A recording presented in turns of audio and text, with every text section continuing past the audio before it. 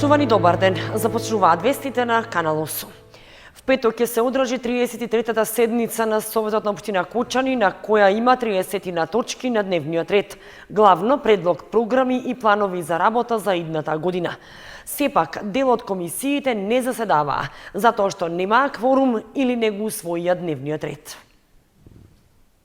Во рамки на подготовките на 33-та седница на Советот на општина Кочани, што е закажана за впеток, во текот на денот требаше да одржат работни средби членовите на 8 комисии во чиј делокруг се точките од дневниот ред на споменатата седница. Сепак, неколку од комисиите не се состанаа, затоа што им недостасуваше просто мнозинство за работа, што е главен законски предуслов. Председателите на комисиите за финансии и за мандатни прашања мораа да констатираат дека без кворум нема услови за работа, поради што воопшто не го ни започнаа дневниот ред. Дополнително, Комисијата за култура, образование и спорт, иако имаше доволен број членови на седницата, сепак не расправаше за предложените точки затоа што не беше прифатен дневниот ред на кој се најдоа предлог програмите за култура, спорт, подршка во образованието, за комуникација на општината, како и предлогот за работа на Советот за наредната година. Иако директорите на училиштата беа присутни, сепак седницата заврши уште пред да започне. Необично е тоа што токму на крајот од календарската година, кога се подготвуваат плановите и програмите за работа за наредната година на институциите што се под надлежност на локалната самоуправа, се случуваат отсуства на членовите на комисиите на Советот. Иако главните одлуки се носат на седниците, сепак комисиската расправа може да помогне во надминувањето на одредени прашања и нејаснотии за кои подоцна ќе се избегне непотребна дискусија и време за дообјаснувања. Ако се знае дека еден советник на годишно ниво го чини општинскиот буџет над 175.000 денари во нето износ, тогаш вкупната сума што ја добиваат советниците е околу 3.400.000 денари. Отсуството од седници и комисии може да биде прифатливо само во одредени случаи кога има објективна оправданост за тоа. Ако станува збор за уцени и самоволие, тогаш неприсуството на седниците е на штета на сите граѓани. Ретки се советниците кои целиот советнички паушал го донираат во хуманитарни цели, поради што повеќето дополнителниот приход што го добиваат треба и да го оправдаат. Се разбира заради оние што ги избрали на функциите.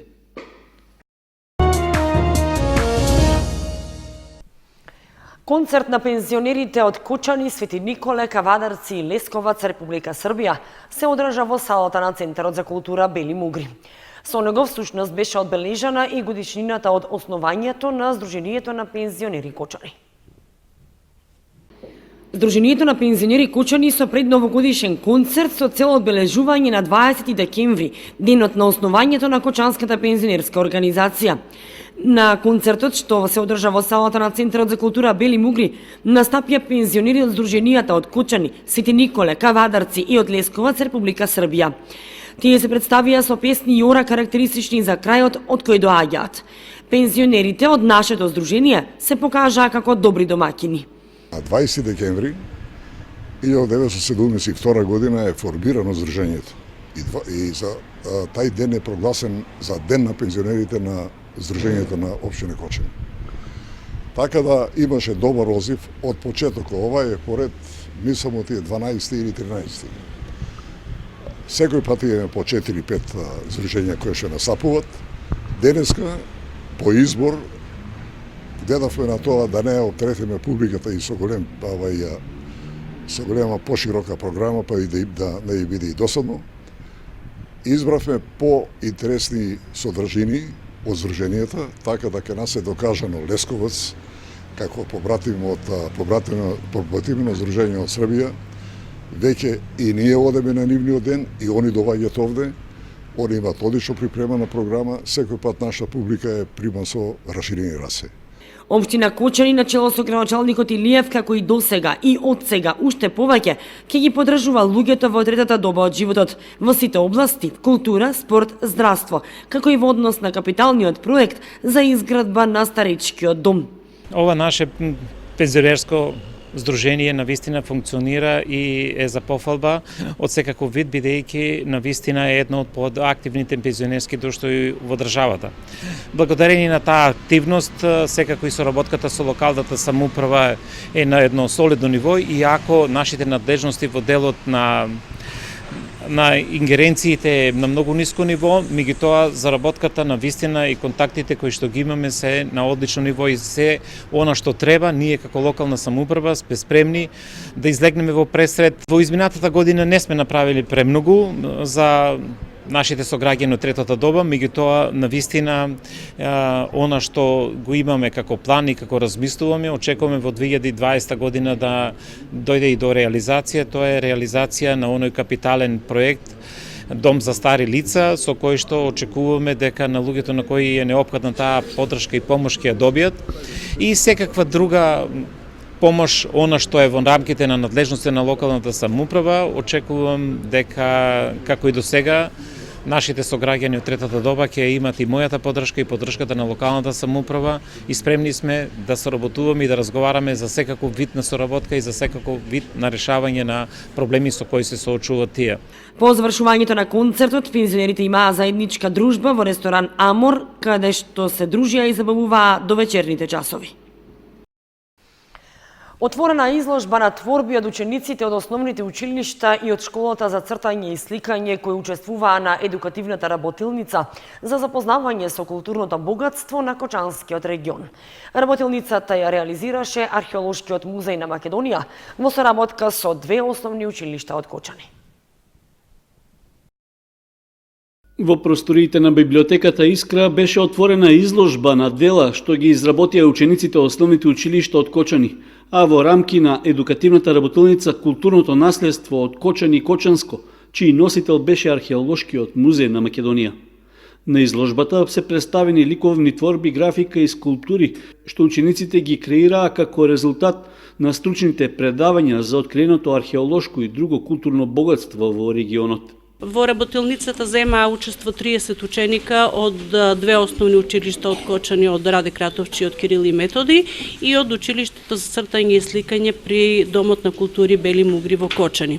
Меѓутоа, освен овие 30 ученика, во делот на постојаната посета на етнокуќата имавме посета од ученици од прво оделение, на кои што исто се договоривме да им дадеме една задача, тоа што ќе го видат и ќе го осознаат, да го преточат преку цртеж и да ги донесат нивните цртежи, така што имаме уште 20 на цртежи дополнително од ученици од прво оделение од училиштето Кирил и Методи, кои што беа одушевени и нивните цртежи мислам и привлекоа најмногу внимание на изложбата.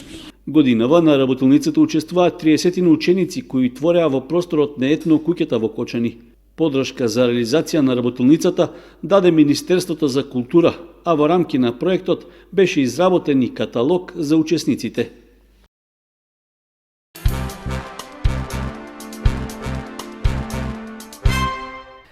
Потрошувачите треба да бидат запознаени со нивните права и како истите да се ги остварат.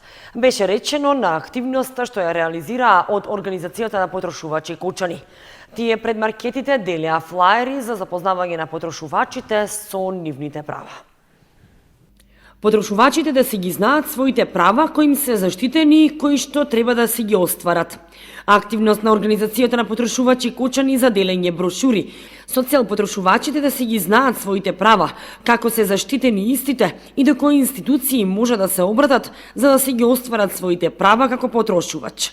Изработена е брошурата со Законот за заштита на потрошувачи, дека се утврдени нивните права, понатаму условите и начинот на заштита на потрошувачите, понатаму условите за трговско работење во однос на заштита на потрошувачите, правата и обврските на Сдруженијата за заштита на потрошувачите, како и на надлежностите на институциите од државната управа, кои се од значење за интерес на потрошувачите. Понатаму треба да знаат до каде да се обратат граѓаните, доколку се повредени нивните права, во до кои инспекцијски институции, и тоа Државен пазарен инспекторат, Државен санитарен и здравствен инспекторат, понатаму инспекторат за градба, инспекторат за Агенција за храна и ветеринарство и други. Понатаму исто така, доколку бидат повредени правата, да се обратат до Организација за заштита на потрошувачи на Кочани во нашата општина и до Организација на потрошувачи на Македонија. Организацијата на потрошувачи Кочани, која што врши информирање и советување на потрошувачите во рамките на Советот за потрошувачи, формиран од локалната самоуправа и локалната невладина организација на општина Кочани, и понатаму ќе продолжи со вакви и слични активности со цел промоција на потрошувачките права и нивно остварување.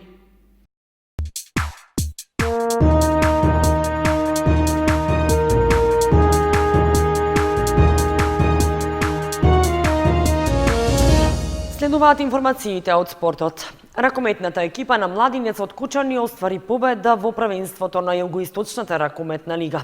Младите ракометари на гостувањето во Струмица во првото коло беа поуспешни од тимот на Астрајон. Прва победа забележаа ракометарите на Кочанскиот клуб Младинец во настапите во Југоисточната ракометна лига што ја организира Ракометната федерација на Македонија. Во првото коло тие гостуваа во Струмица, каде се сретнаа со тимот на Астрајон, при што забележаа победа од 22-21. Победата на нашите ракометари била најавена уште по завршувањето на првото полувреме, кога тие воделе со 14-10.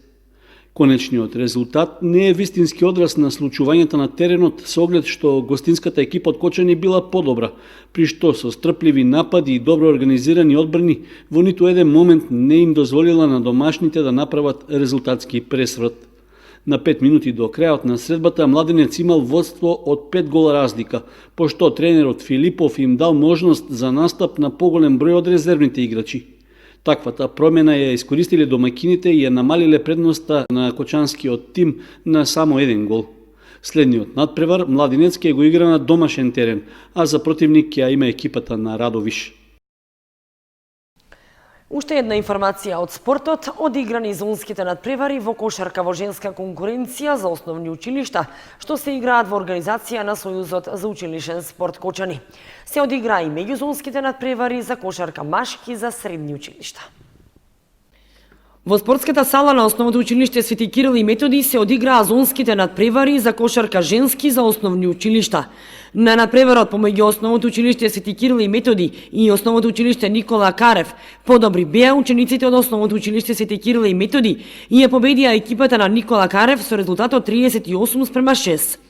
Надпреварот помеѓу Основното училиште Никола Карев и Ванчо Праќе од Делчево заврши 10-25 во корист на Ванчо Праќе. Екипата на Основното училиште Свети Кирил и Методи ја победи екипата на Основното училиште Ванчо Праќе Делчево со резултатот 41-20. Пласман за понатамошни меѓузонски надпревари обезбеди Основното училиште Свети Кирил и Методи Кочани. Меѓузонските надпревари кошарка машки средни училишта, Средното училиште Гошови Кентиев и Средното училиште Ванчо Праќе Виница заврши со резултат 55-27 за Ванчо Праќе Виница. Лјупча Сантов играше со Ванчо Праќе Виница и резултатот е 56-21. Гошови Кентиев Кочани со Лјупча Сантов Кочани 26-46. Екипата на Лјупча Сантов обезбеди пласман за меѓузонски надпревари. Надпреварите се во организација на Сојузот за училишни спортови Кочани.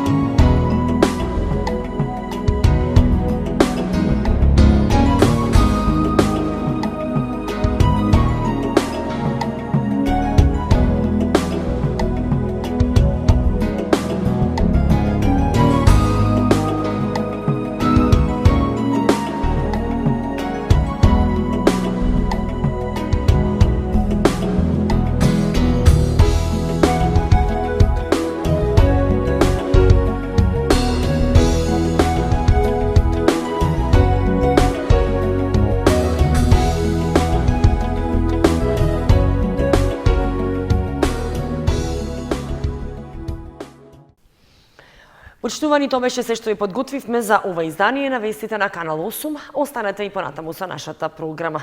Довидување.